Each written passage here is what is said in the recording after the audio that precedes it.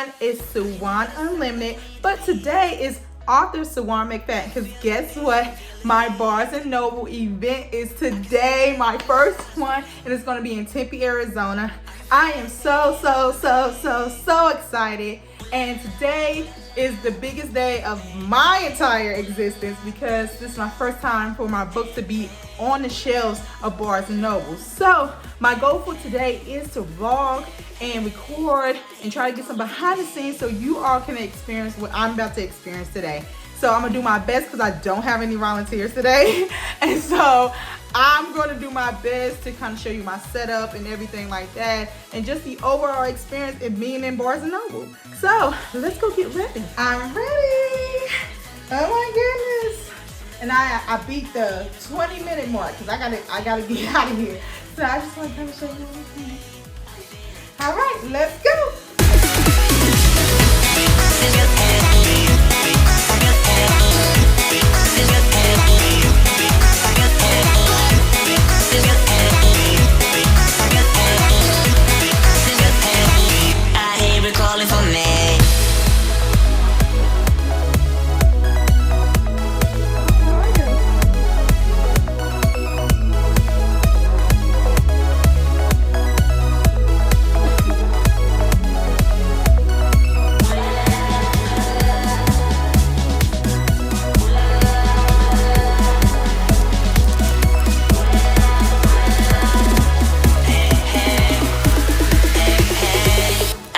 Calling for me. I feel the rush from the rhythm.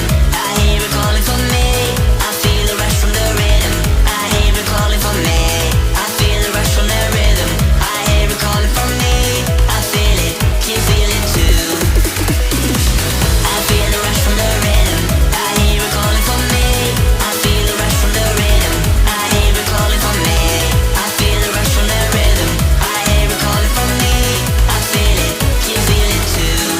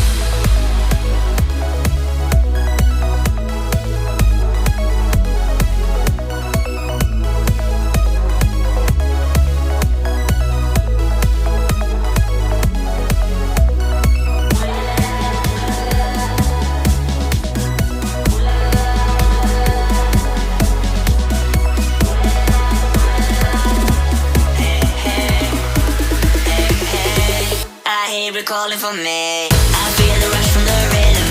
I hear it calling for me. I feel the rush from the rhythm. I hear it calling for me. I feel the rush from the rhythm. I hear it calling for me. I feel it. Can you feel it too? I feel the rush from the rhythm. I hear it calling for me. I feel the rush from the rhythm. I hear it calling for me. I feel the rush from the rhythm. I hear it calling for me. I feel it. Can you feel it too?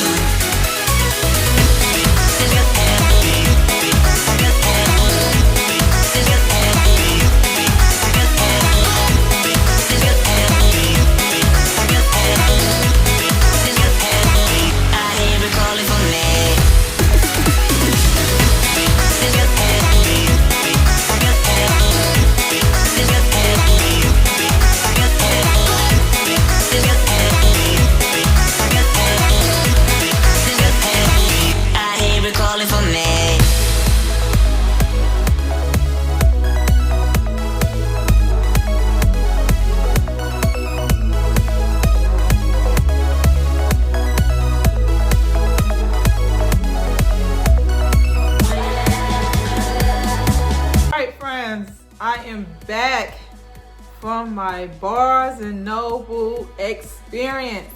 I just want to go over a few highlights of how everything went. Oh my goodness. So getting there was crazy. The traffic over there was crazy. It's in a Tempe marketplace, so it had a lot of stores. It had a lot of different things. So it really didn't take me that long to kind of set up because I think I'm getting the hang of it. They're not taking me that long. But I did get there probably around, I was supposed to be there, start at 2. It was supposed to be 2 to 5, but I ended up staying longer because I was like the last author of the day. And so I got there probably about, I'm gonna say 1:15. And I wanted to be set up by 2, but I didn't get fully set up to like 2:15. So my setups usually take about 45 to an hour when I'm by myself. When I have help, it's like shorter. But because I'm doing all this by myself, I'm just like, so I'm getting faster at it though. It just depends on how big my setup is going to be. And so this is my first experience at Barnes & Noble. So I wanted to do a very extravagant setup. So I had like my display stand and everything. And it was just so much fun. Like, I mean, the Barnes & Nobles, the people that work there, the manager was so nice and getting everything set up. They even purchased something at my table. And so the way it works when you're doing consignment, I just learned something new today, okay, y'all? So when you do consignment sales, you're pretty much on contract. So what they do is you bring your own books, right? And once you set up, and then if you get people that come in and they want to buy your book, they take the books to the front and then they pay for it, and then you can sign it out. They can come back and you can autograph it. Now, the way I thought it went is that after you do your consignment, you leave books there, but they have no way of tracking it. So you get paid out at the end of your event. So I was like, I didn't know that. So now I know that. So it's really cool that I do know that. Because they liked my setup and everything, it was just like a lot of people been saying my stuff is more like a book fair, and it's just so much, it's just so inviting. And so I think that's really the key thing to get people to come to your booth and find out what your book is about. Now it's a Sunday, so it was still busy, but like they was telling me like, hey, you need to come on Saturday so you can do story time, because they do story times and stuff on Saturday, not Sundays. And so I thought I was doing a story time today, but they're like, no, they would do story times on Saturdays, and then you can do like other stuff with them. So I already had all my stuff ready to do story time in the craft, but I didn't know they didn't really do that on Sundays. They just did author events. And so I was like, okay, well, cool. And so I got the opportunity next weekend to do, of course, story time, and then I could do crafts. So I got everything ready for that. So at least I'm fully prepared for next Saturday. But I had my setup and everything, and I had a bunch of people come by just to learn about the publishing process, how you get your books and different things about renders. So I'm always willing to share resources and stuff that I have, and people that I go through to get a lot of stuff for my book. And so my one biggest thing that I encourage people who is going into publishing is to build a brand around your brand. Okay, the reason why is because you are the brand. Like, you are kind of selling yourself. And so I'm on a book tour, so when I'm going out and I'm doing all the book events and I'm doing this thing, I am selling myself. So I want everything I have to be extravagant, because I'm always going big or go home. That's what type of person that I am, and that's the type of person I always bring to the table, whether I'm in a classroom, not in a classroom. And so doing these books events, it gives me the chance to be creative. It gives me a chance to kind of do what I love to do, and I'm very strategic about how I set up. And I was getting so many praise for how the setup was, and that they invited me to come back. And so I'm like, yeah. They're like, do you do more events? Can you come back again? I'm like, yeah, I can do as many as you want me to. And so they was like, well, let's talk to Delaney, because they had the other manager wasn't there, and it was like, hey, we can get you to come back. Another thing they pointed out is the print on demand. So my book is already on Barnes & Noble. So once you publish your book through Ingram Sparks as a hard copy, it'll already go to Barnes & Noble. And then I also have the paperback, and I think I have Kindle set up on Barnes & Noble already. So you have to have a vendor account with Barnes & Noble. All you have to do is go online and set up a vendor account. It does take about a few days to clear, especially if you're a business, if you're registering your business. So you're pretty much like MLA, Miss McFadden Learning Academy, is technically, that's why I publish my books under. So that's really good, because any expenses and stuff I have for my book and stuff that I buy from the book, I can write them off on my taxes. So that's a that's a kudos right there. And wanted me to, they want to do print on demand, and which is different from consignment. So what they do is order your books and from the distribution from England Sparks, and then it already be in the store. So then I still come in and do my event, but they process everything online, and so I don't have to get paid out at the end of the event. It will just go directly to my business bank account. And a little bit different about that with England Sparks, their books are very expensive to purchase as far as distribution or royalties. And so like that's the real difference of me bringing in my books and then going through England Sparks, because England Sparks, I think my books are like $10. And so if I'm selling my book for like $18, then mind you, you only get, I believe you only get 60% of the sale.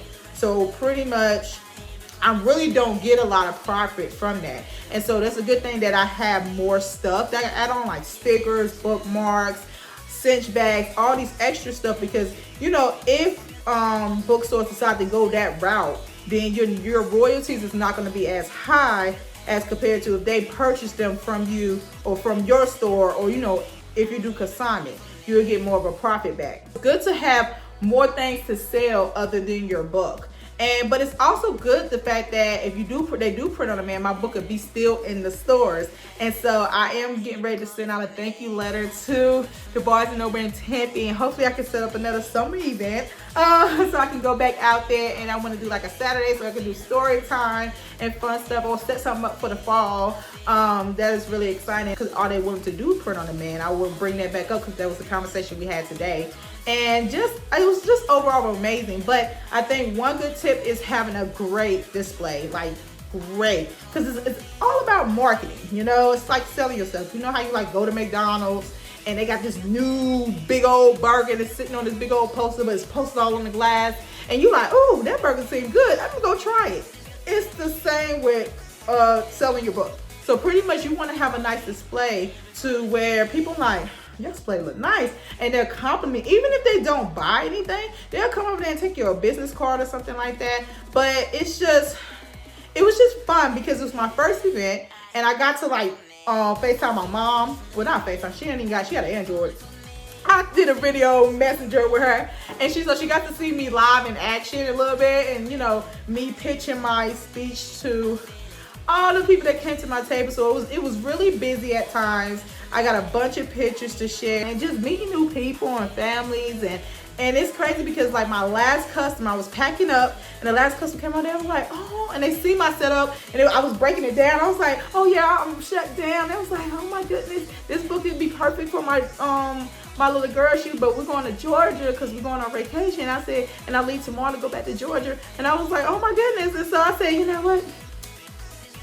Since y'all my last customers, this is amazing, because, and then I was able to sign the book out. So it meant a lot to me that, you know, they wanted my book and they loved my book, and they like, we're gonna read it tonight. And it was so excited because the book relates to so many kids in so many ways. And so it was a great experience. I think I sold, as far as like the hardbacks and paperbacks, I sold a total of, I think, 9 books today, and those was just the Bossy Asia paperback and hardback. Now, like I said, I have other stuff at the table. I had cinch bags and all these different stuff. So I think I sold one more cinch bag.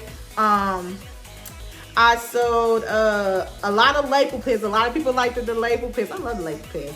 And so at my other events, a lot of people didn't buy the label pins, but I was able to sell more label pins today. So that was kind of cool. And I had stole some stickers and bookmarks. And I sold, I think, in coloring books. Oh my goodness. Everybody was so like impressed with the coloring book. So I was like, oh my goodness, I hope I have enough for my event this week. Overall, it was a wonderful experience. I am very grateful just to be able to get out there and go to Barnes & Noble. Like, that's a big deal. Like, I don't know, people don't think Barnes & Noble is a big deal. It's like a childhood dream of mine. Like, I'm a little girl, and you know, Barnes & Noble is one of the biggest bookstores ever. So just to be in the store, and not just one, I'm gonna be in totally of 5 stores, and that's just in Arizona. And I'm just getting started because I'm going out of state and everywhere. I am gonna be doing this thing. Encourage those who are writing a book or just thinking about becoming an author. It is a lot of work. I'm gonna tell you that right now. It is a lot of work. I wear all the hats. I'm loading, unloading, I'm purchasing, and expenses, inventory, building my inventory. It's well worth it once everything come together, and you can always expand. You don't have to have everything at once. And I knew what I wanted my starter kit to be like, and I went ahead and just got quotes on everything, and then eventually once I had the funds, and I went ahead and purchased it. So you don't have to have everything at once, but my only thing is make sure when you do have a setup, make sure it's inviting, that people want to come to your table and get to know you. That is my experience. I am tired and so I'll see y'all in my next video.